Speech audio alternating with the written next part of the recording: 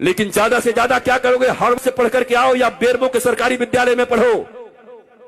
विद्या का, मैं इधर बैठे हुए जितने भी विद्वान लोग बैठे हुए हैं, एजुकेटेड लोग बैठे हुए हैं, लिटरेट बैठे हैं, उनसे पूछता हूं, विद्या का उद्देश्य क्या है? एजुकेशन का उद्देश्य क्या है? किसके लिए अपने बच्चों को पढ़ाते हो? तुम खुद किस लिए पढ़े थे? किसके लिए? एम्प्लॉयमेंट के लिए, नथिंग एल्स। रोटी कपड़ा और मकान, एक दुकान, दो दुकान, 5 दुकान, 7 दुकान, उसके बाद सीधा श्मशान। यही है तुम्हारी जिंदगी। रोटी कपड़ा और मकान। 70 साल की जिंदगी में 1 से 5 दुकान किए और फिर 4 कंधों पर श्मशान चले गए। इसी के लिए पृथ्वी पर आए थे। सारी जिंदगी टेंशन, सारा जिंदगी दुख, सारा जिंदगी डिप्रेशन, सारा जिंदगी हाय हाय, सारी जिंदगी कर्ज, सारे जिंदगी रिश्तेदारों को मनाते रहे, एक दूसरे से नीचा देखने और दिखाने का काम चलता रहा और उसके बाद एक दिन तुम्हारी मृत्यु आ गई। हमने सुना था कि मनुष्य का जीवन सबसे सार्थक होता है। दुर्लभो मानुषो देहि देहि नाम क्षणभंगुरः तत्रापि दुर्लभम मन्ये वैकुंठ प्रिय दर्शनम। ये दुनिया में सबसे ज्यादा का, सबसे अधिक, सबसे ज्यादा प्रभावशाली मानवीय जीवन है। क्या ये जीवन है? क्या इस जीवन के लिए मनुष्य को श्रेष्ठ बोला गया? ये कौन सी श्रेष्ठता है तुम्हारी? तुम चैन से सो नहीं सकते, तुम चैन से बैठ नहीं सकते, तुम पड़ोसियों का उत्थान नहीं देख सकते, तुम दुख को हैंडल नहीं कर सकते। राम जी के जैसा सत्ता चला जाए, उसके बाद भी जब माता कौशल्या पूछती हैं, राम तुमने सब काम कर लिया ना, सारी पूजाएं कर ली ना, कल मेरे बेटे का राज्याभिषेक होने वाला है, कल तू युवराज बनेगा। तो धीरे से राम जी कहते हैं, मां मेरे पिताजी इतने छोटे थोड़ी हैं। बोला क्या हुआ? मेरे पिताजी ने निर्णय किया है कि छोटे से राज्य अयोध्या का मुझे युवराज नहीं बनाएंगे। पिता दीन मोहि कानन राजू, उन्होंने मुझे वन का राजा बना दिया है, मुझे वन का विराट राजा बना दिया है। ये राम है। रातों रात सत्ता छिन गई पर अपने पिता को कह रहे हैं, मेरे पिता ने मुझे वन का राजा बना दिया। मां अयोध्या छोटी है, मैं बड़ा हूं ना। तो कहा तू इतना छोटा राज्य संभालेगा? तू वन का राज संभाल। जा, लाखों ऋषि महर्षि तेरा इंतजार कर रहे हैं। कई सबरी तुम्हारे लिए बैठी हैं, कई सुतीक्षण बैठे हैं, कई सरभंग बैठे हैं, कई जटायु तुम्हारे लिए बैठे हैं, कहीं सुग्रीव बैठा है बाली से लात खाए। जाओ सबका उद्धार करो। और इसलिए राम को वनवास दे दिया। पर तुम्हारे जीवन में ऐसी स्थिति आ जाए तो तुम्हारे बच्चे आत्महत्या कर लेते। नंबर कम आ जाए, अगर पिताजी ने कह दिया, माताजी ने, अगर तेरा 80% से कम आया, शर्मा जी के बेटा से अगर तेरा नंबर कम आया तो मैं जहर खा लूंगी। बच्चा देखता है नंबर तो आया 60%, घर आते आते सोचता है आखिर माता पिता ने कहा है हम जहर खा जाएंगे, वो क्यों मरेंगे, हम ही खा जाते हैं। इतना प्रेशर क्यों पढ़ने का? क्या पढ़ा रहे हो? मशीन बना रहे हो बच्चों को? गधों की तरह बोझ टांग दिया है यहां पर। क्या करोगे? 2 रोटियां ही तो कमाओगे ना, 2 कपड़े ही तो पहनोगे ना, इतने ही ना, किससे कुछ ज्यादा? रावण और राम की वृत्ति में क्या अंतर है? इतना ही तो है।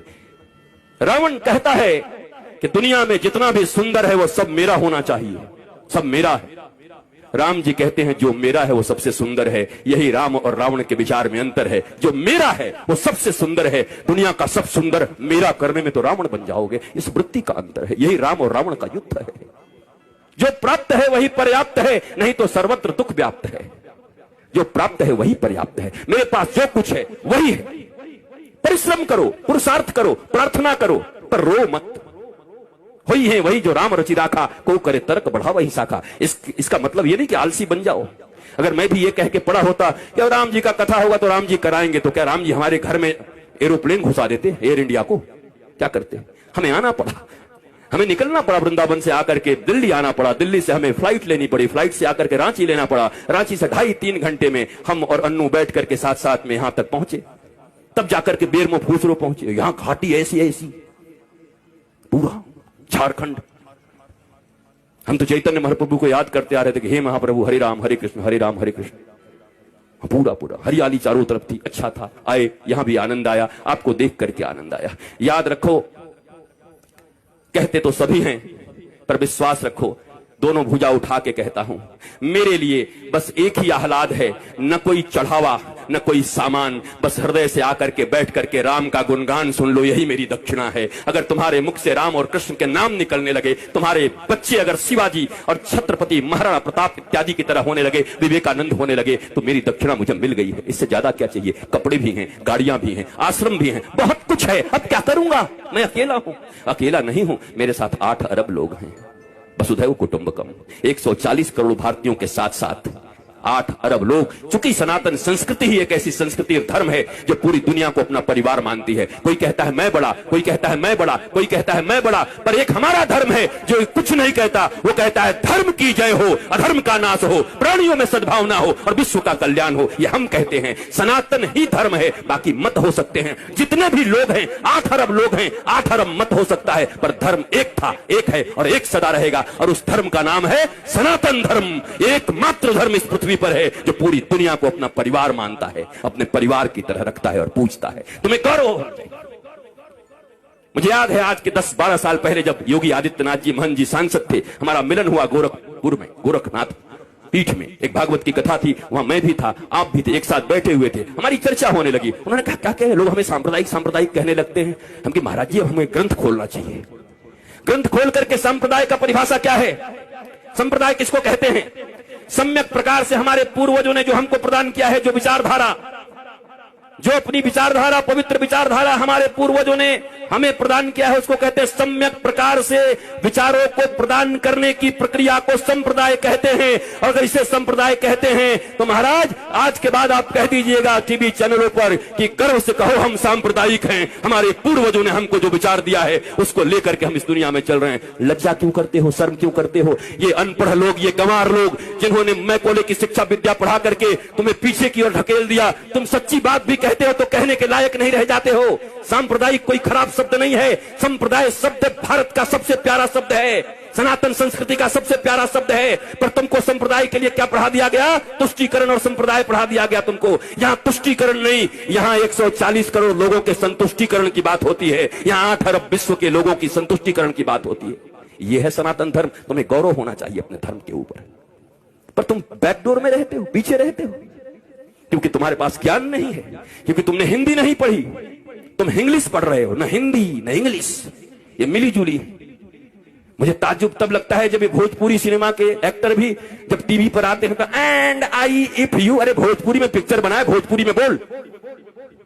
ये हिंदी एक्टर जब आते हैं, सिनेमा बनाएंगे हिंदी, बनेंगे कूली, बनेंगे गांव के आदमी, पर जब आएंगे तो एंड आई एंड दिया एंड मेरी जान आखान, अरे हिंदी बोल भाई। तुमको हिंदी वालों ने सुपरस्टार बनाया है, टेटे टेटे इंग्लिश बोलता है बैठ के। पर हमारे देश में अंग्रेजी बोलना मतलब एजुकेटेड होना, ज्ञानी होना। हे भारतीयों, इस गुलामी से कब निकलोगी? इस दुनिया में सबसे रीच लैंग्वेज है तो संस्कृत है, और सबसे पुअर लैंग्वेज है तो इंग्लिश है। संस्कृत के पास 1,74,00,000 से ज्यादा वर्ड्स हैं। करोड़ कह दिया, अरब। इंग्लिश के पास कितने हैं? बेचारा हर साल 2, 4, 10 बढ़ाते रहता है। हमारी कितनी बढ़िया संस्कृति है। मौसी, चाची, मामी, वहां सब आंटी, पता ही नहीं कौन क्या। Brother and brother in law, बताओ। Sister and sister in law, वो लॉ के अनुसार सिस्टर है और ये कैसी सिस्टर है? ये क्या है? This is language. बोलने दो जो बोलते हैं, तुम भी सीख के रखो, पर गौरव तो अपनी संस्कृत पर करो। संस्कृत में गाली भी दोगे ना तो बड़ा आनंद आएगा। किसी को कह दो ना, आप तो ग्राम सिंह हैं, खुश हो। ग्राम सिंह, ग्राम सिंह का अर्थ कुत्ता होता है, कुकुर। किसी को कह दो आई आई आप तो ग्राम सिंह है, वो भी कहेगा। बाद में कोई कहे हमको ग्राम सिंह कहा, महाराज संस्कृत में कुकुर होता है। आए कुकुर बोल गया। हमारी गाली भी इतनी प्यारी है हमारी भाषा में, पर हमें मालूम ही नहीं, हम जानते हैं। बदलो अपने संस्कारों को, नहीं तो ये कथाएं तुम्हें और बेहोश कर देंगी कुछ दिन के बाद। और इस बेहोशी में सोमनाथ के मंदिर इतनी बार टूटे। तुम्हें याद है सोमनाथ का मंदिर जब टूट रहा था तो हजारों हजार लोग मारे गए थे। सब विद्वान थे, वेदज्ञ थे, श्रुतज्ञ थे, बड़े बड़े विप्र थे, बहुत मंत्र पढ़ते थे। मंदिर भी टूट गई, वो भी मार दिए गए। कैसे हो गया ये? शास्त्र पढ़ना अलग है और शास्त्र समझना अलग है, रटना अलग है। ये रट्टू तोता बनकर के कथा कहना अलग है, और उपनिषद और अपने गुरु के प्रतिबोध से बैठ करके सिंह की तरह गरजते हुए भारतवासियों और विश्व को समृद्ध और संस्कारवान बनाना भारतीय धर्म गुरुओं का परम लक्ष्य होना चाहिए। भारतीय धर्म गुरु ऐसे होते हैं। हम रट्टू तोता लोग नहीं हैं। हमें कोई सिखा दिया और तोते की तरह हम आकर प्रवचन करने लगे और भाषण करने लगे। वैसे ऐसे लोग हैं। 7 दिनों में लोग कहते हैं, क्या कहूं, इस श्लोक का वर्णन तो अगर मैं करने लगूं तो 7 दिन तक करना पड़ेगा। हमने एक जगह पंडाल में कह दिया, पंडाल का खर्चा हम देंगे, तू करके दिखा। भाग गया, क्योंकि कर ही नहीं सकते 7 दिन तक। पर ये रट लिया है, सिखाया जाता है कैसे बोलिएगा कि अभी समयाभाव के कारण इस श्लोक की चर्चा तो मैं 15 दिन तक कर सकता हूं, लेकिन आइए समयाभाव के कारण आगे बढ़ते हैं। मैंने कहा पंडाल का खर्चा, माइक का खर्चा और आपका भी खर्चा मैं दे रहा हूं, आपको इसी श्लोक पर बोलना है। मैंने सुना, दूसरे दिन सुबह निकल गए कि कहां से इसका विवेचना करूं, कैसे करूं। ये कोई व्यवसाय नहीं है, कोई व्यापार नहीं है। प्यार को व्यापार मत बनाओ। धर्म प्यार है, धर्म प्रीति है। धर्म से डरते नहीं हैं, धर्म प्रेम वर्धित करता है। भक्ति और विभक्ति 2 चीजें होती हैं। भक्त बनने आए हो, विभक्त का अर्थ होता है अलग होना भगवान से, और भक्त का अर्थ होता है जुड़ जाना। इस बाजारवाद की दुनिया में हर जगह बस सामान की तरह हम बिक रहे हैं। रोज तुम्हें लुभाया जा रहा है, पूरा बाजार चुंबक हो गया है, तुम सड़े हुए लोहे हो गए हो। सब कुछ उसी में छीना जा रहा है। कमाल हो गया। बरसों से हमारी रक्षाबंधन की कितनी सुंदर परंपरा चली आ रही है, और उस परंपरा में आज क्या होता है, फलाना डायमंड दो, इस रक्षाबंधन पर अपनी बहन को उपहार दो। बताओ वो भाई क्या करेगा जो खेतों में काम करता है। पीढ़ियों का उनका प्यार भाई बहन के बीच, पर ये प्रचार भाई बहन के प्रेम, पति पत्नी को। मैंने देखा, ये कुकर लाओ और बीबी से प्यार बढ़ाओ। हम कि वाह, ये कुकर नहीं होगा तो बीबी से प्रेम नहीं होगा, पत्नी से प्रेम नहीं होगा, कुकर से प्रेम होगा। कुकर और पत्नी का क्या संबंध है? डायमंड और भाई बहन का क्या संबंध है? हर चीज को पैसे से जोड़ दिया। बात बढ़ाना भैया, सबसे बड़ा रुपया। कहीं रिश्ते नहीं रह गए, गांव नहीं रह गए। और इस कोरोना में उन शहरों में जो कबूतर की तरह लेकर के फ्लैट रहते थे, टुकुड़कू कुकड़ुकू, उनको पहली बार पता चला कि गांव और गांव की गलियों और गांव के वृक्षों का क्या महत्व है। तरस गए वो ऑक्सीजन के लिए, पर गांव में लोग ऐसे सीना करके घूमते रहे। भारत गांवों का देश था।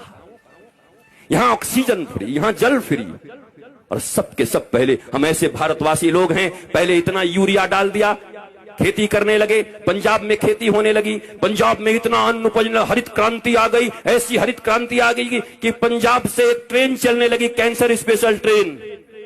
क्या करोगे ऐसी हरित क्रांति का, जब अपने ही बच्चों को कैंसर का पेशेंट बनाते रहे। इतनी भूख और इतनी लालच किस बात की है? तो ये भारतवासियों को हो क्या गया है? जो भारत विश्व गुरु था, जिस भारत की माताएं प्रहलाद, अलर्क जैसे पुत्रों को जन्म देती थी, ये हो क्या गया है? ये कहां से बुद्धि बिगड़ गई हमारी? ये कहां से आपके बच्चों में आप कंपटीशन भर रहे हैं, सिर्फ प्रतियोगिता भर रहे हैं। इतना छोटा बच्चा होता है, उसको प्रतियोगिता से तुम्हें इतना नंबर लाना पड़ेगा, उससे ज्यादा नंबर लाना पड़ेगा। क्या बना रहे हो उसको? कोई कहता है डॉक्टर बनो, कोई कहता है इंजीनियर बनो, कोई कहता है ये बनो, कोई कहता है व्यवसायी बनो। कोई नहीं कहता बेटा तो कुछ बन न बन, पर श्रवण कुमार की तरह ऐसा बनना कि बूढ़े माता पिता को अगर तीर्थ करने का मन हो तो कंधे पर बिठा के ले चलना। इंसान बन जा, आदमी बन जा, सच्चा बेटा बन जा। वो कोई नहीं बना रहा। उसके बाद रो रहे हैं, उसके बाद निंदा कर रहे हैं गांव में घूम घूम के, हमारा बेटा हमारी बात नहीं सुनता, बहू बात नहीं सुनती, बेटी बात नहीं सुनती। आपने शिक्षा क्या दिया था?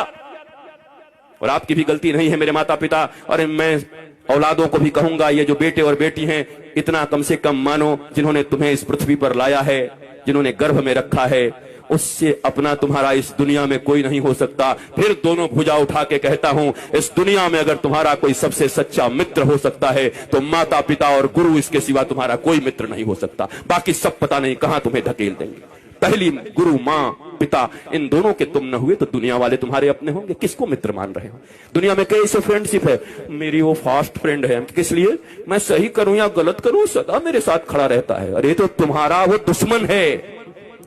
ये तो दुर्योधन और कर्ण की दोस्ती हो गई। कर्ण को दुर्योधन ने अंग देश का राजा बना दिया, इसलिए कर्ण श्री कृष्ण और धर्म के खिलाफ खड़ा हो गया, और खिलाफ खड़ा हो गया तो 12 के भाव में मारा गया। जबकि कर्ण से बड़ा कोई दानवीर नहीं था, कर्ण से बड़ा कोई वीर नहीं था, सूरवीर नहीं था। ऐसा कोई बढ़िया धनुर्धर नहीं था, पर धर्म और भगवान के खिलाफ खड़े हो गए तो तुम्हारी कोई धनुर्धारिता काम नहीं करेगी। धर्मो रक्षति रक्षितः, जो धर्म की रक्षा करता है, धर्म